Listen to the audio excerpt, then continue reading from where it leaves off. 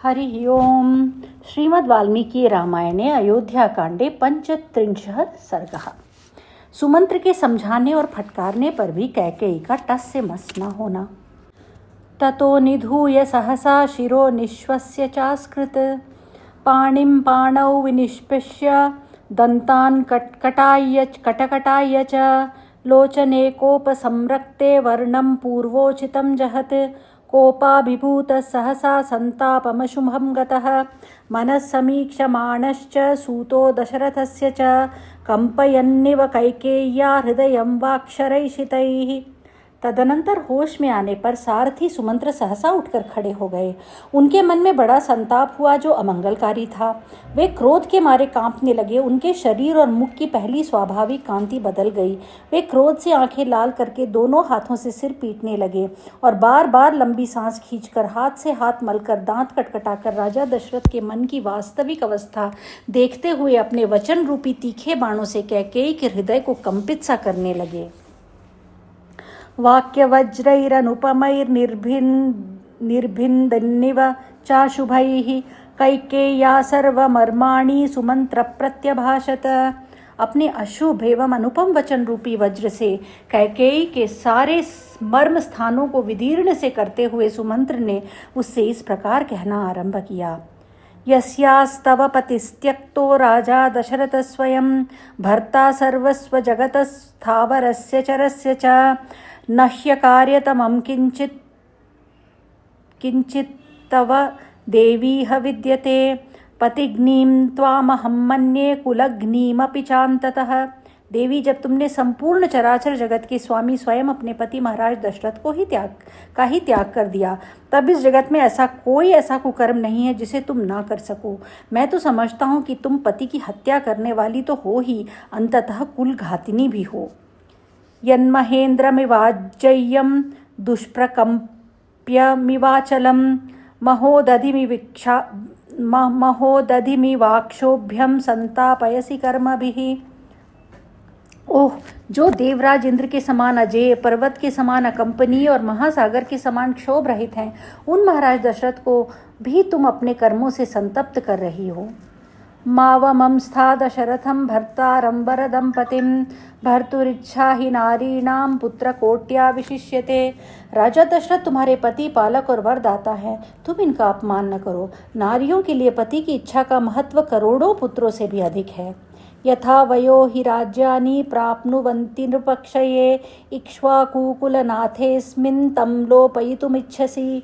इस लोक में राजा का परलोकवास हो जाने पर उसके पुत्रों की अवस्था का विचार करके जो ज्येष्ठ पुत्र होते हैं वे ही राज्य पाते हैं। राजकुल के इस परंपरागत आचार को तुम इन इक्ष्वाकु वंश के स्वामी महाराज दशरथ के जीते जी ही मिटा देना चाहती हो। राजा भवतु ते पुत्रो भरतश्चास्तु मेदिनीं वयं तत्र गमिष्यामो यत्र रामो गमिष्यति।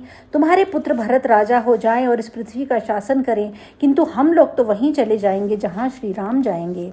न च ते विषये कश्चित् ब्राह्मणो वस्तुमर्हति तादृशं त्वमर्यादन् मद्य कर्म करिष्यसि नूनं सर्वे गमिष्यामो मार्गं निषेवितम्।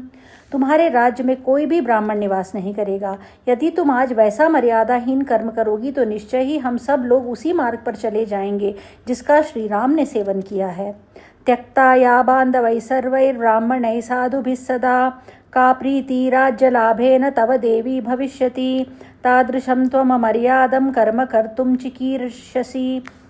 संपूर्ण बंधु बांधव और सदाचारी ब्राह्मण भी तुम्हारा त्याग कर देंगे। देवी, फिर इस राज्य को पाकर तुम्हें क्या आनंद मिलेगा? ओह, तुम ऐसा मर्यादाहीन कर्म करना चाहती हो।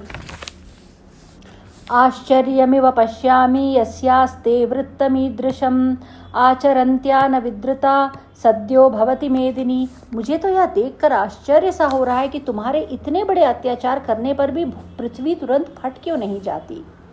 महाब्रह्म ऋषिष्टिष्टा वाज्वलंतो भीमदर्शनाः दिग्वाग्दंडा न हिंसन्ति राम प्रव्राजने स्थितम्। अथवा बड़े बड़े ब्रह्मर्षियों के धिक्कार पूर्ण वाग्दंड शाप जो देखने में भयंकर और जलाकर भस्म कर देने वाले होते हैं, श्री राम को घर से निकालने के लिए तैयार खड़ी हुई तुम जैसी पाषाण हृदया का सर्वनाश क्यों नहीं कर डालते। आम्रं छित्त्वा कुठारेण निम्बं परिचरेत्तु कः यश्चैनं पयसा सिंचे नैवास्य मधुरो भवेत्। भला आम को कुल्हाड़ी से काट कर उसकी जगह नीम का सेवन कौन करेगा?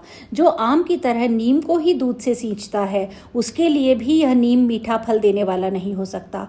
अतः वरदान के बहाने श्री राम को वनवास देकर कैकेयी के चित्त को संतुष्ट करना राजा के लिए कभी सुखद परिणाम का जनक नहीं हो सकता। आभिजात्यं हि ते मन्ये यथा मातुस्तथैव च नहि निम्बात् स्रवेत् क्षौद्रम लोके निगदितं वचः। कैकेयी, मैं समझता हूँ कि तुम्हारी माता का अपने कुल के अनुरूप जैसा स्वभाव था वैसा ही तुम्हारा भी है।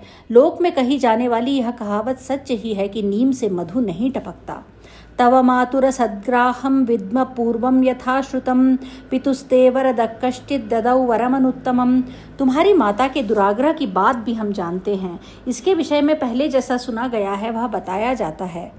एक समय किसी वर देने वाले साधु ने तुम्हारे पिता को अत्यंत उत्तम वर दिया था।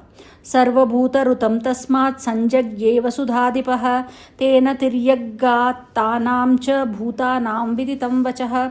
उस वर के प्रभाव से कैकेयी नरेश समस्त प्राणियों की बोली समझने लगे।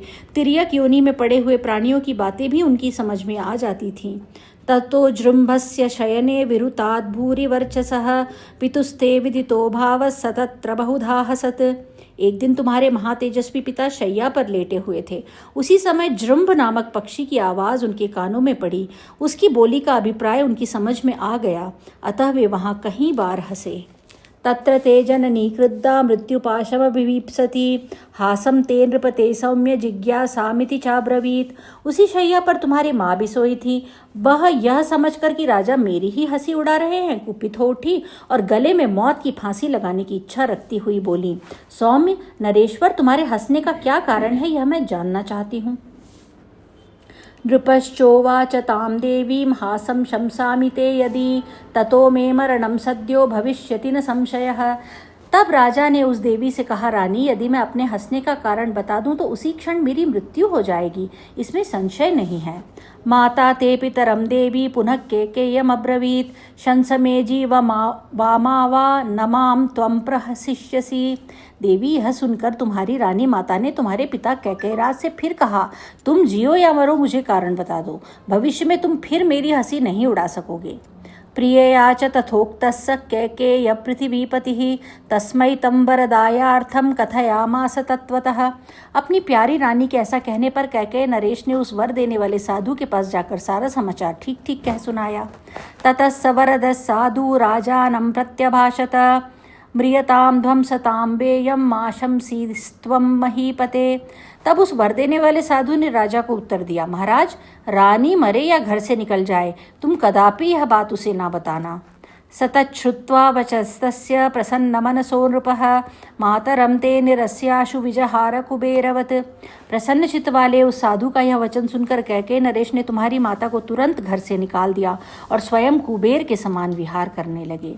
तथा त्वमपि राजानं दुर्जनाचरिते पथि असद्ग्राहमिमं मोहात् कुरुषे पापदर्शिनी।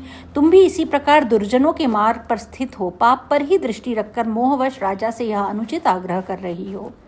सत्यश्चात्र प्रवादोऽयं लौकिक प्रतिभातिमा पितॄन् समनुजायन्ते नरा मातरमंगनाः।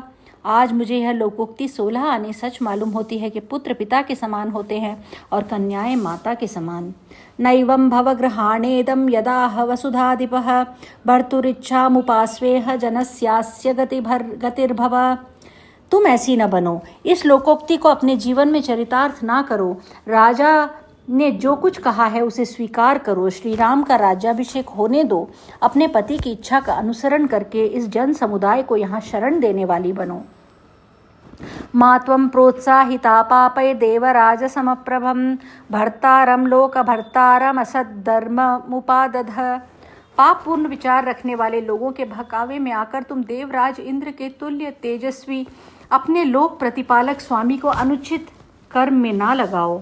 नहि मिथ्या प्रतिज्ञातं करिष्यति तवानघः श्रीमान दशरथो राजा देवी राजीवलोचनः। देवी, कमल नयन श्रीमान राजा दशरथ पाप से दूर रहते हैं, वे अपनी प्रतिज्ञा झूठी नहीं करेंगे। ज्येष्ठो वदान्यः कर्मण्यः स्वधर्मस्यापि रक्षिता जीवलोकस्य बली रामोऽभिषिच्यताम्। श्री रामचंद्र जी अपने भाइयों में ज्येष्ठ, उदार, कर्मठ, स्वधर्म के पालक, जीव जगत के रक्षक और बलवान हैं। इनका इस राज्य पर अभिषेक होने दो। परिवादो हि ते देवी महान लोके चरिष्यति यदि रामो वनं याति विहाय पितरं नृपम्। देवी, यदि श्री राम अपने पिता दशरथ को छोड़कर वन को चले जाएंगे तो संसार में तुम्हारी बड़ी निंदा होगी। स्वराज्यं राघवप्पातु भवत्वं विगतज्वरा न हि ते राघवादन्य क्षम पुरवरे वसन। अतः श्री रामचंद्र जी ही अपने राज्य का पालन करें और तुम निश्चिंत होकर बैठो। श्री राम के सिवा दूसरा कोई राजा इस श्रेष्ठ नगर में रहकर तुम्हारे अनुकूल आचरण नहीं कर सकता। रामे हि यौवराज्यस्थे राजा दशरथो वनं प्रवेक्ष्यति महेश्वास पूर्ववृत्तमनुस्मरन्। श्री राम के युवराज पद पर प्रतिष्ठित हो जाने के बाद महाधनुर्धर राजा दशरथ पूर्वजों के वृत्तांत का स्मरण करके स्वयं वन में प्रवेश करेंगे। इति सान्त्वैश्च तीक्ष्णैश्च कैकेयीं राजसंसदि भूयः संक्षोभयामास सुमन्त्रस्तु कृताञ्जलिः। नैव सा क्षुभ्यते देवी न च स्म परिदूयते न चास्यामुखवर्णस्य लक्ष्यते विक्रिया तदा। इस प्रकार सुमंत्र ने हाथ जोड़कर कैकेयी को उस राजभवन में सांत्वना पूर्ण तथा तीखे वचनों से भी बारंबार विचलित करने की चेष्टा की, किंतु वह टस से मस ना हुई। देवी कैकेयी के मन में न तो क्षोभ हुआ और न दुखी। उस समय उसके चेहरे के रंग में कोई फर्क नहीं पड़ता दिखाई दिया। इत्यार्षे श्रीमद् रामायणे वाल्मीकि आदि काव्ये अयोध्या कांडे 35 सर्गः। इस प्रकार श्री वाल्मीकि निर्मित आर्ष रामायण आदि काव्य के अयोध्या कांड में 35वां सर्ग पूरा हुआ। हरि ओम।